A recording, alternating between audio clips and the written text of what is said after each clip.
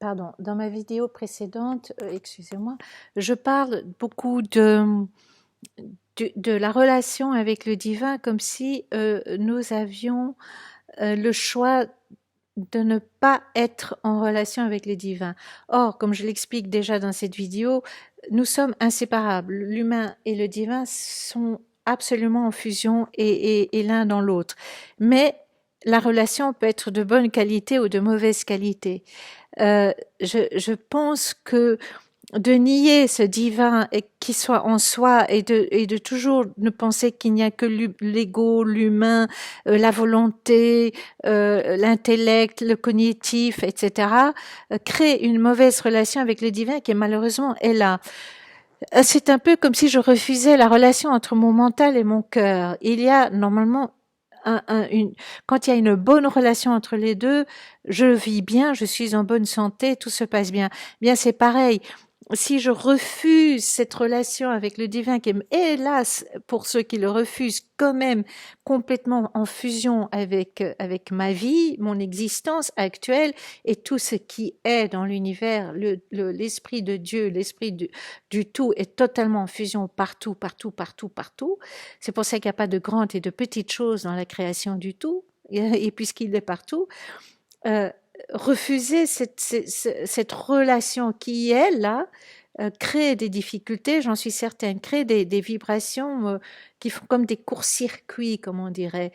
Euh, comment expliquer? C'est un peu comme si je prenais une prise électrique, vous savez, la prise avec les deux bâtonnets, et que je voulais absolument un bâtonnet plus long en pensant que l'autre bâtonnet, je vais le supprimer. D'ailleurs, si je mets un seul bâtonnet dans une prise, il n'y a rien qui se passe. Mais je peux éventuellement mettre un demi-bâtonnet parce que, voilà, mais alors, ça marche pas très bien, ça fait ça fonctionne pas. Vous savez, l'ampoule qui clignote, qui s'éteint, qui s'allume. Le relationnel avec le divin, le relationnel avec les autres est inévitable. C'est aussi un fait factuel, c'est dans la loi naturelle.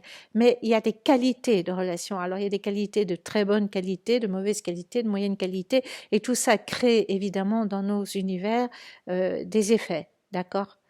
Bah, puisque j'y suis, je vais continuer et je vais faire la deuxième vidéo. Donc, j'en arrivais à la loi du rythme qui disait, mon ego a lui un début, une évolution, une fin, comme ce corps-ci, etc. Dans cette incarnation-ci, dans cette existence-ci, la loi du rythme joue naissance, évolution, mort, mais tout ça aussi peut être, si je maîtrise bien le balancier, hein, euh, je peux avoir, selon certains, une vie très longue et d'autres très courte et peut-être même très très très longue, qui sait. Pardon.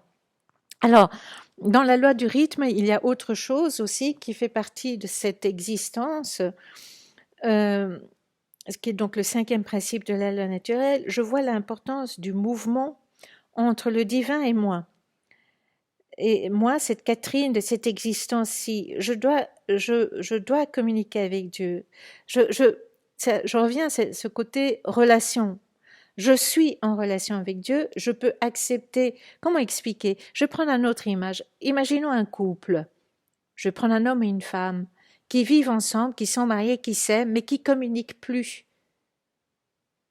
Ils sont toujours là, dans la même maison, parce que c'est comme ça que ça se passe avec le divin, c'est que le jour où je suis séparée du divin, c'est que mon corps est mort, et encore je ne suis pas séparée, mais c'est ce corps-ci, cette existence-ci qui sera séparée du divin. Après, il y aura une autre union, parce que le divin est tout le temps partout, partout, partout. Il peut pas disparaître, même quand je meurs, il reste encore des petites choses vivantes qui se transforment et qui vont ailleurs et qui font un cycle. La feuille qui tombe de l'arbre ne meurt pas, elle renourrit le terrain, etc. La vie est réellement éternelle, puisque le tout est éternel, puisque Dieu est éternel. La vie est éternelle, mais les existences dans la vie ne le sont pas. Donc, je dois communiquer avec Dieu, lui demander ce que je veux. C'est ça la relation avec Dieu. C'est ça l'union avec Dieu. C'est je prends conscience que je prends conscience que je suis depuis toujours en union avec le Créateur et Dieu. Et plus je suis en relation avec lui, plus les choses sont belles et magnifiques. Un couple qui communique qui sait communiquer est un beau couple qui évolue, qui est heureux, qui est épanoui, eh bien je peux considérer que je suis en couple avec Dieu et plus je communique avec lui, plus les choses se passent bien. Vous pensez bien que le tout et Dieu ayant déjà tout, possédant déjà tout, étant déjà tout, n'a besoin de rien. La seule chose qui pourrait, entre guillemets, amuser Dieu, c'est de dire, eh ben, qu'est-ce que tu veux, Catherine? Allez, vas-y, moi j'ai envie de jouer avec toi, on est un couple, dis-moi ce que tu veux. Donc je communique à Dieu ce que je veux, ce que j'ai envie de créer, d'accord? De toute façon, je communique avec Dieu, que j'en sois consciente ou pas. Je le disais dans une autre vidéo. Même si je refuse que cette existence du divin est en moi, dans mon corps, parce que je suis vivante, dès qu'il y a la vie, il y a Dieu, il y a le tout. Si je refuse ça, c'est pas grave. Tout ce que je pense, tout ce que je dis s'accomplit parce que c'est le rôle de Dieu dans cette existence-ci. C'est d'accomplir par mon pouvoir mental, comme lui, par son mental, crée l'univers, par mon pouvoir mental, c'est-à-dire tout ce que je pense, tout ce que je souhaite, tout ce que je désire, est dans mon pouvoir mental, ou du cœur aussi, mais le cœur passe par le pouvoir mental, même s'il ressent quelque chose, il va le mentaliser, ou le mental va mentaliser ce que ressent mon corps. Je suis en complète et totale relation l'un avec l'autre. Je ne sépare pas. Hein? Là aussi. Donc je dois communiquer avec Dieu, lui demander ce que je veux. Dieu doit, c'est son rôle. C'est son rôle premier. C'est qu'il y a une pensée, elle se concrétise, qu'elle soit bonne ou mauvaise. Donc Dieu doit agir, communiquer avec moi en total complice. Il faut ce petit mouvement de balancier, de va-et-vient de seconde en seconde. Si je laisse que Dieu tout prendre en charge, le balancier se meurt. Dans les 7 lois, il y a la loi du rythme, le 5e principe de la loi naturelle qui est la loi du rythme. Quand il n'y a plus de rythme, c'est que l'existence actuelle finit, elle est finie, elle meurt, d'accord? La vie, non, mais mon existence meurt. Si je donne que mon pouvoir et que je dis, ok, tout dépend de Dieu, tout Dieu décide et que je ne décide rien, j'ai mon existence qui est atrophiée. Et donc, Dieu n'a pas envie de décider pour moi. Attention, j'ai un esprit qui décide pour moi en association avec, grâce au pouvoir de l'esprit de Dieu. Mais c'est pas mon esprit qui a du pouvoir, c'est l'esprit de Dieu qui a du pouvoir. Mais comme on est fusionné, on peut dire que c'est mon esprit, d'accord? Mais en fait, c'est tellement plus subtil que ça. Donc, j'ai compris un truc. Moi, j'étais très ok, à la grâce de Dieu. Et puis j'attendais que Dieu me décide pour moi. Mais il s'en fiche, je vous le dis, il s'en fiche. Donc je n'obtenais rien, je n'obtenais que ce que mes pensées mentales partaient à gauche et à droite et vivaient des trucs. Et je me disais, mais je voudrais autre chose. Mais comme je m'adresse pas à la volonté de Dieu, de Claire. Alors comment je m'adresse à la volonté de Dieu? En ayant confiance, justement, que ce que je pense se crée. Du coup, qu'est-ce que je fais? Je surveille mes pensées, je surveille ce que je veux créer. Et c'est là où est ma demande à Dieu, de façon consciente. Il faut ce petit mouvement de va-et-vient de seconde en seconde. Si je laisse que Dieu tout prendre en charge, le balancier se meurt. Si je ne fais pas confiance en Dieu et si je pense que je dois tout contrôler moi par mon petit côté mental, le balancier se meurt aussi. C'est-à-dire qu'il faut la relation. Qu'est-ce que crée le balancier? Le balancier, c'est une relation. Mais je peux faire un tout petit mouvement entre le pouvoir divin et ici, ça vibre aussi. C'est ta, ça vibre comme ça. Mais ça vibre très, très vite et très court. Et alors, je suis de plus en plus dans un état de haute vibration, de bonne qualité. Le contrôle, le balancier se met aussi. Il y a probablement la possibilité, sans donner aucune valeur à cela, genre, ça c'est bien, car il s'agit de choix. Oui, enfin, de nouveau, il n'y a pas de valeur dans ce que je viens d'expliquer. C'est de nouveau mon mental, moi je mets la tête, hein, mais c'est un corps comme ça, parce qu'on associe souvent le mental au cerveau. choisis des choses. Comme je reprends l'exemple de ma vidéo précédente, je suis un être très très très très mauvais. Je ne le suis pas, mais supposons que je sois un être très très très mauvais, qui aime la méchanceté, qui aime faire du mal, qui se réjouit de faire du mal. Euh, hélas, hélas pour les moralisateurs, hélas pour les religions, le pouvoir divin accomplit tout ce que mon mental décide. Alors, vous allez dire, ah, mais non, non, ça je peux pas supporter et tout. Ah, non, non, on devient adulte, s'il vous plaît. On devient responsable de nos choix. Il est temps de devenir des adultes et de ne plus compter sur un soi-disant papa qui va nous guider pas à pas, hein, un Dieu paternaliste ou un Dieu maternaliste, hein, parce que le paternalisme a existé, le matriarcat aussi, le patriarcat, le matriarcat, tout ça c'est, non, non.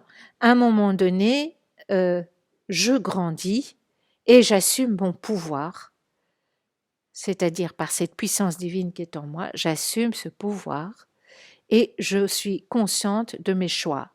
Et à un moment donné, si je continue à dire, ok, je choisis d'être méchante, je vais être méchante. Je vais faire du tort, je vais faire du mal aux autres.